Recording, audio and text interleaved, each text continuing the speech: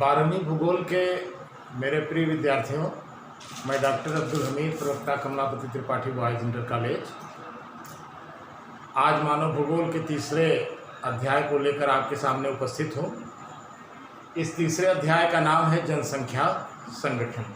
जैसा कि आप देख रहे हैं, जनसंख्या का संगठन। पिछला अध्याय भी जनसंख्या पर आधारित था, उसके मुख्य बिंदुओं से आप परिचित हो चुके हैं। अब हम जनसंख्या संगठन में मुख्य रूप से ये पढ़ेंगे कि कुछ ऐसी विशेषताएं हैं जिनके आधार पर संपूर्ण विश्व या उसके किसी देश या प्रदेश में कुछ विशेषताओं के आधार पर जो वहाँ की जनसंख्या होती है उसको समूहों में बांटकर हम एक प्रकार का अध्ययन करते हैं। इसी को हम जनसंख्या का संगठन कहते हैं। जैसे उसके कुछ घटक हैं वो मैं बताना चाहता हूँ आपको।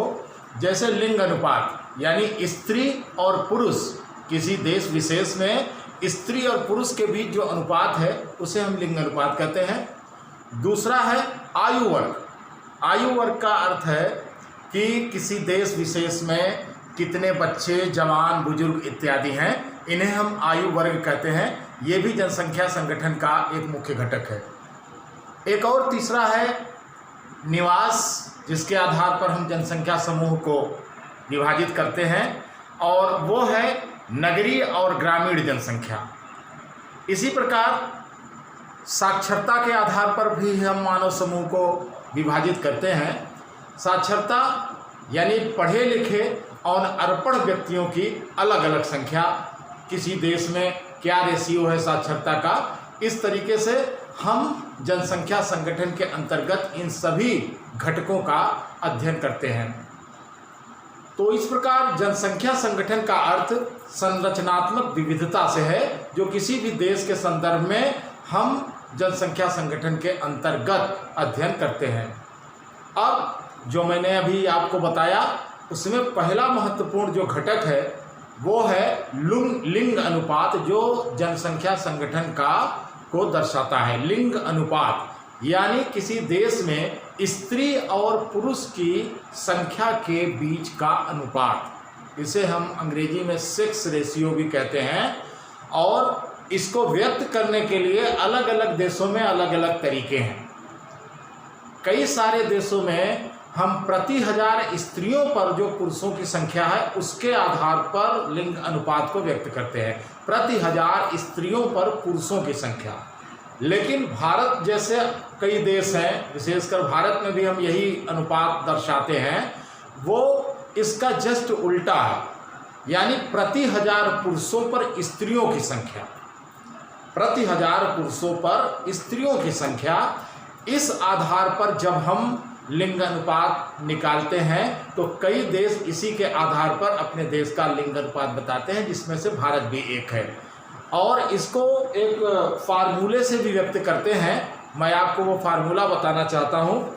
ज़्यादातर देशों में जो लिंग अनुपात का फार्मूला है वो इस तरह से है।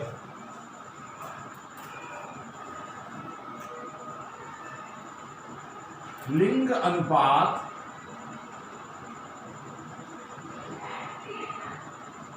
बराबर लिंग अनुपात बराबर स्त्रियों की संख्या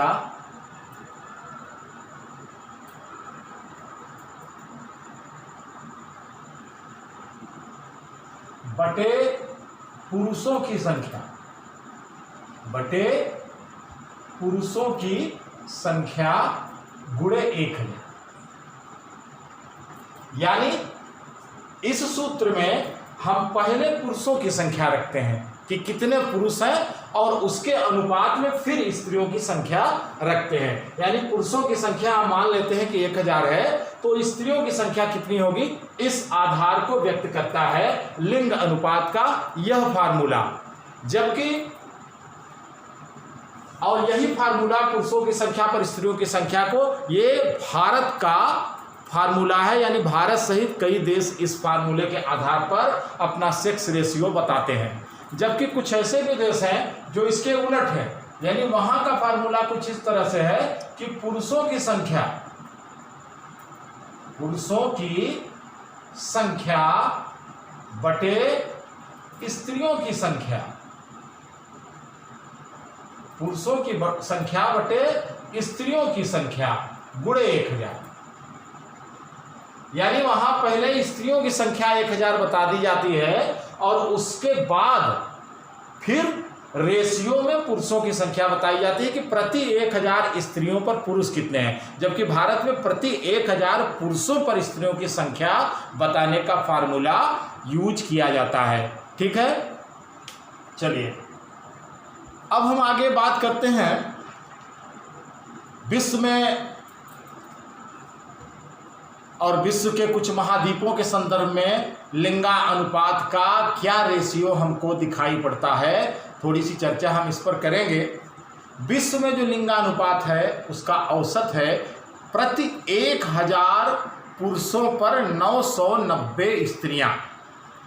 याद रखिएगा, विश्व में लिंगानुपात का जो औसत है वो है 1000 प्रति 1000 पुरुषों पर 990 स्त्रियां।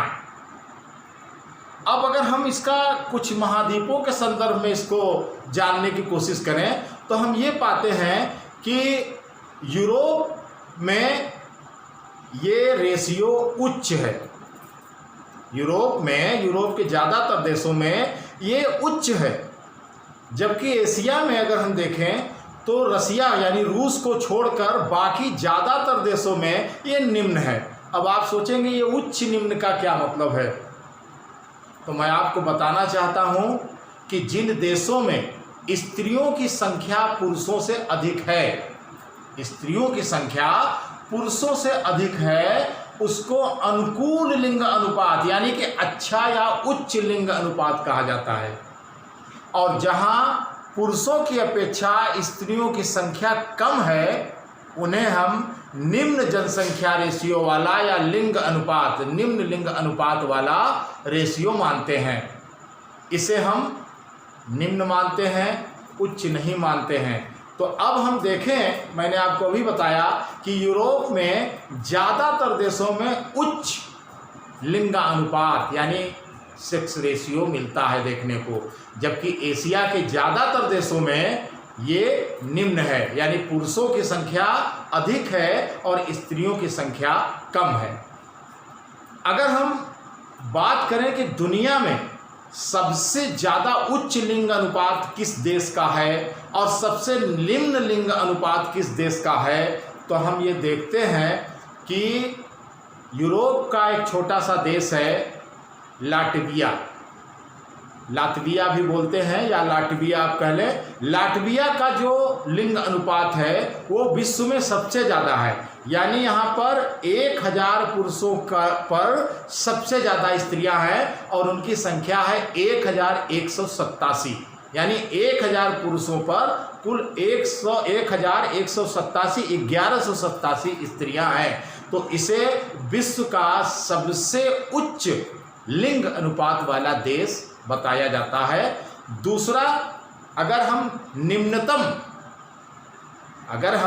निम्नतम रेशियो, सेक्स रेशियो वाले देश की बात करें तो वो हमारे एशिया का एक छोटा सा देश है संयुक्त अरब अमीरात। आप जानते होंगे, इस देश का नाम सुना होगा, जिसकी राजधानी दुबई है। यहाँ पे सेक्स रेशियो सबसे कमज़ोर यानी निम्नतम है, अर्थात यहाँ पर स्त्रियों की जो संख्या है वो पुरुषों से बेहद कम है। आपको आश्चर्य होगा जानकर, यहाँ 1000 पुरुषों के पीछे केवल 468 स्त्रियां हैं, यानी 50% भी नहीं है।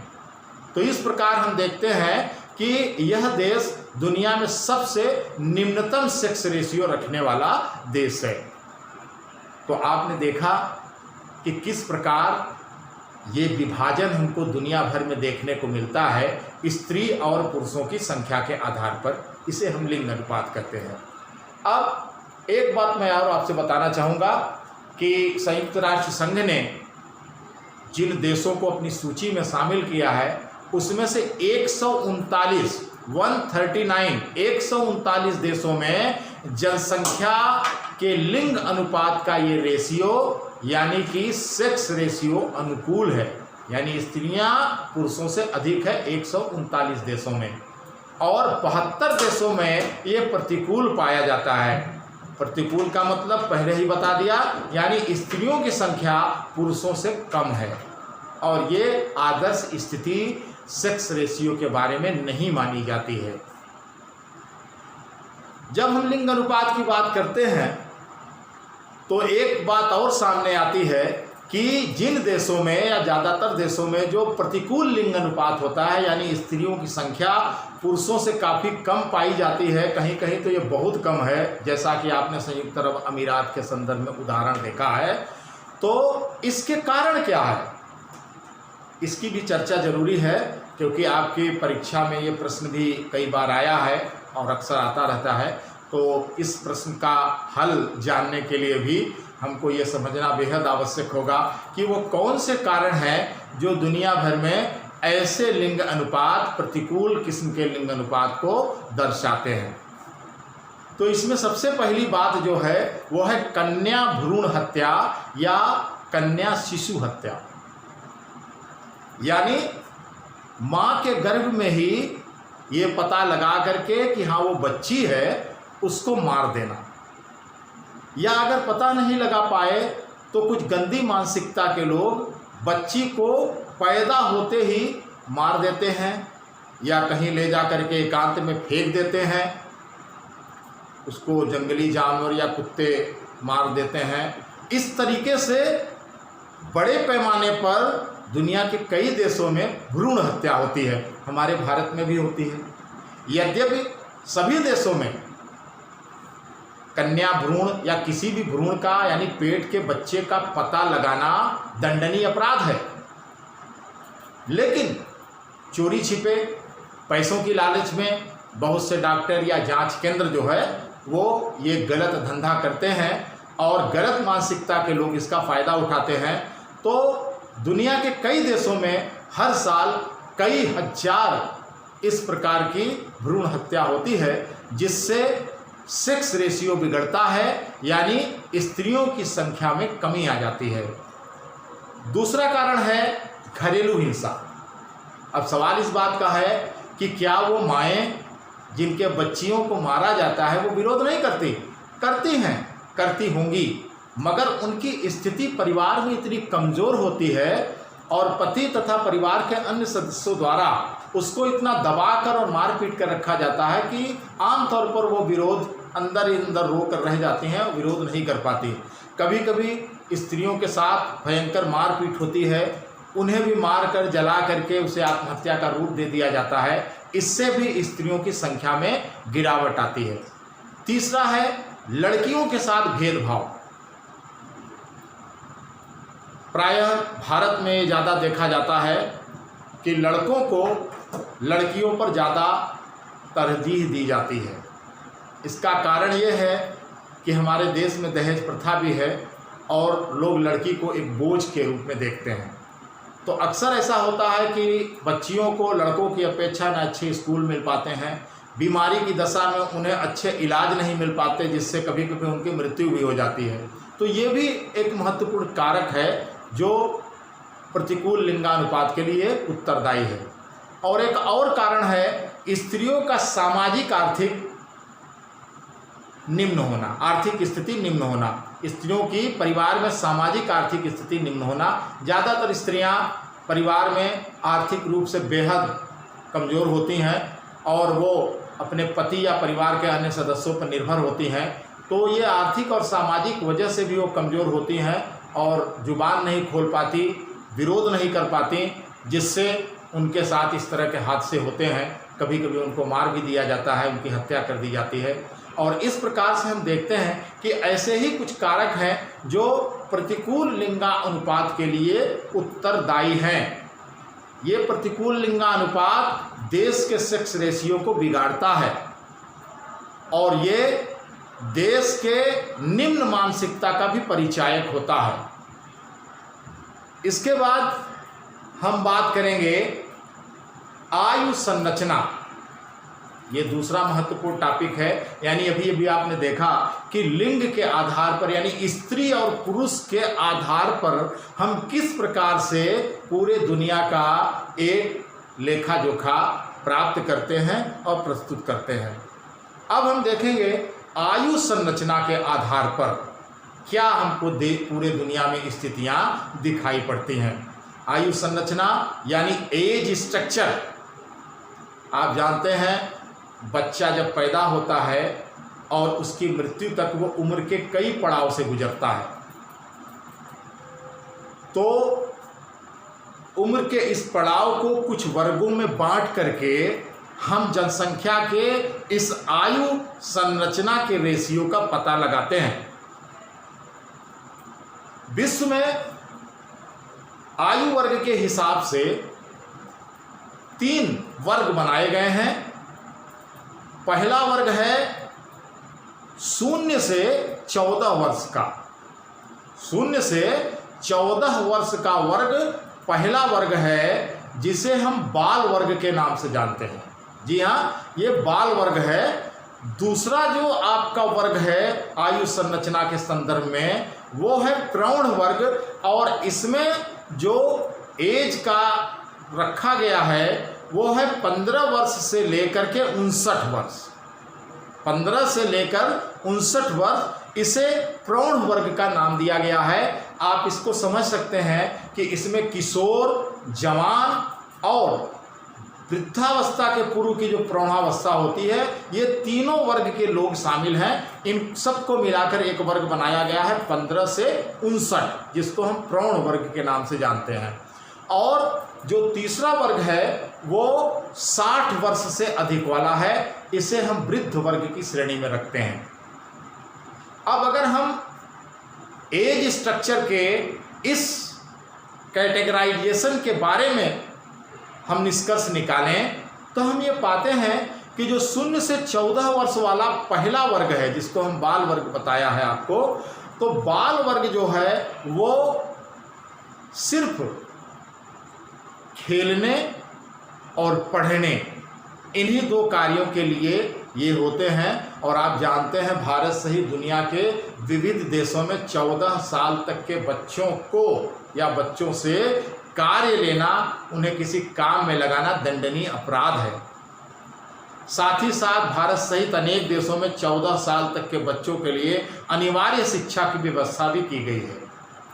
तो इस प्रकार ये बाल वर्ग किसी भी देश के आयु संरचना में महत्वपूर्ण होता है, क्योंकि ये आगे चलकर उस देश का भविष्य होता है। दूसरा, जो 15 से 59 साल वाला वर्ग है, अगर हम इसकी बात करें तो ये भी आयु संरचना के वर्ग में महत्वपूर्ण भूमिका निभाता है, क्योंकि यही किसी भी देश की उन्नति और विकास का परिचायक है।